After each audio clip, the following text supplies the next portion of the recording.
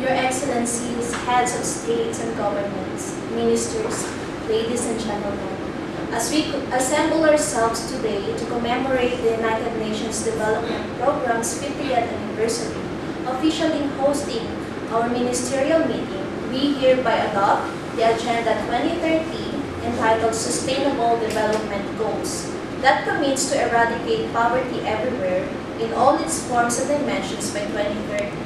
In line with this ministerial meeting's objectives are as follows: to help illuminate what it takes to eradicate poverty, to provide ministers the opportunity to share their plans or actions to eradicate poverty, and to reflect on next steps, in particular to advance or establish SDG-related partnership at the global, regional, and local levels. This meeting's discussion will be narrowed down into 5 points. The agenda includes both plenary and smaller thematic sessions on the following themes, to wit, eradicating poverty, leaving no one behind; protecting planet, sustaining development; preventing violent conflict, building peaceful societies; managing risk, building resilience; financing the Sustainable Development Goals.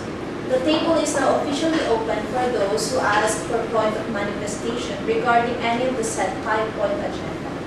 I also would like to make it clear that each speaker will have to speak for only 3 minutes to deliver the speech, so I would like to encourage everyone to utilize only the time allotted.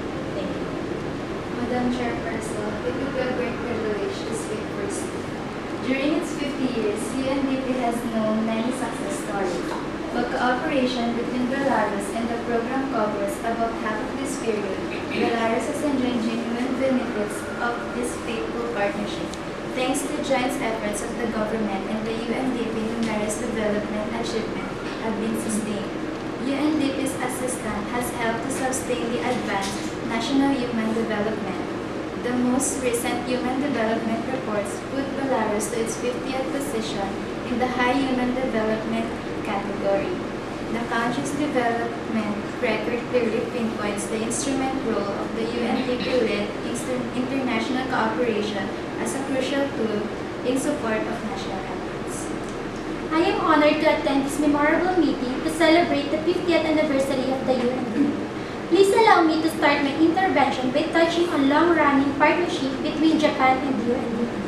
I simply cannot list all areas and issues on which Japan and UNDP have been partnering, but let me share with you one example, which is how we have been promoting the concept of human security.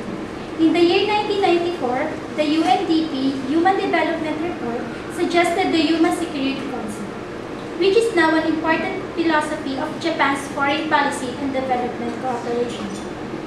I believe the significance of human security is widely recognized through people-centered approach. The 2030 Agenda for Sustainable Development proclaimed that no one will be left behind. We need approaches based on the concept of human security as to achieve the 2030 Agenda. Through such cooperation, we promise to strengthen the partnership with UNDP in order to let no one behind. I thank you for your attention.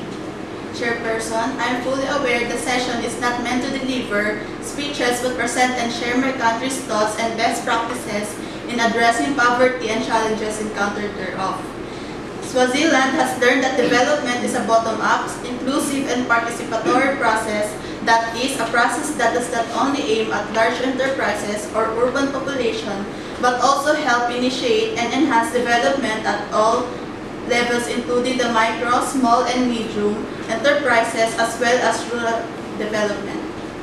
We understand that these are the true and genuine drivers of the economy to reduce poverty among the citizens of a country. I thank you, Chairperson, for affording me the opportunity to share my country's thoughts on this important topic. Your Excellencies, Chairperson, Ministers, ladies and gentlemen, one of the most important aspects to be highlighted in regard to this 50 years of partnership between Brazil and UNDP is the readiness demonstrated by the program to mobilize itself in a timely manner in response to the demands coming from the Brazilian government. This cooperation has been over time associated with good advice on the best solution that were eventually implemented through technical cooperation projects, including the strategic support for the planning of major economic infrastructures in Brazil. Thank you.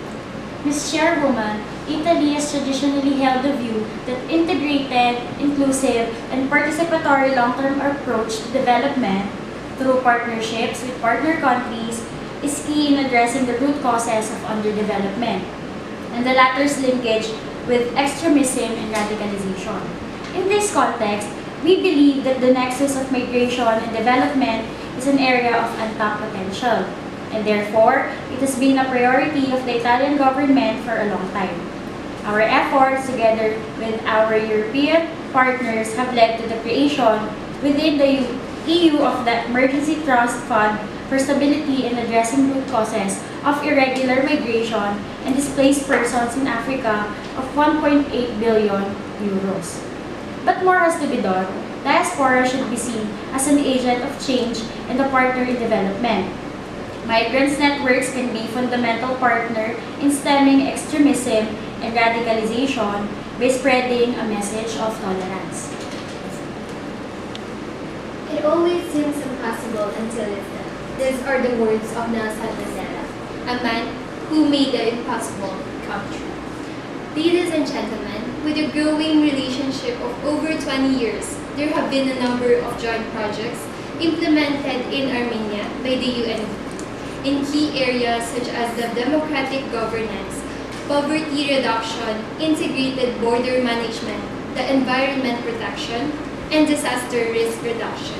2016 is the first year to follow up on the 2030 Agenda for Sustainable Development. In holding presidency of the Executive Board of the UNDP, Armenia looks forward to continue its cooperation within this organization on the Sustainable Development Goals and related matters. Thank you. Your Excellencies, Chairperson, Ministers, ladies and gentlemen, on the outset, allow me to congratulate the United Nations and in particular UNDP for organizing this 15th anniversary ministerial meeting and this thematic session.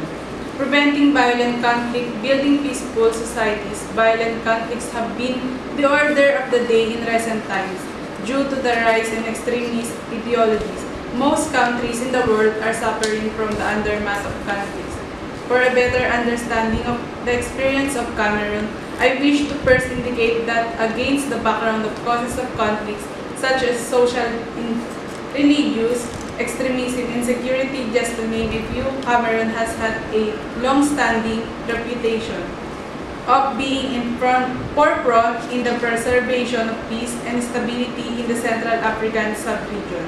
It has also served as a safe haven of peace for the persecuted and refugees fleeing from other countries. I thank you all for your kind attention. Your Excellency, Chairperson, Minister, ladies, the UNDP is a key partner of the EU in the global development architecture. We have been working together for decades, making the most of our respective comparative advantages. Our strategic partnership established since 2004 is a force for promoting peace, development, and human life. Our partnership works well because we share a forward-looking focus and a desire to respond to new and emerging challenges. The UNDP is a strategic partner with which we can discuss policy issues relating to major development concerns. Thank you for sharing your respective stands on our agenda. It is therefore humbly prayed for the fear and commitment of everyone who participated in the UNDP's 50th anniversary commemorated today by a ministerial meeting. And in behalf of those who took a great part in holding this event, it would be a great privilege to declare this discussion as adjourned.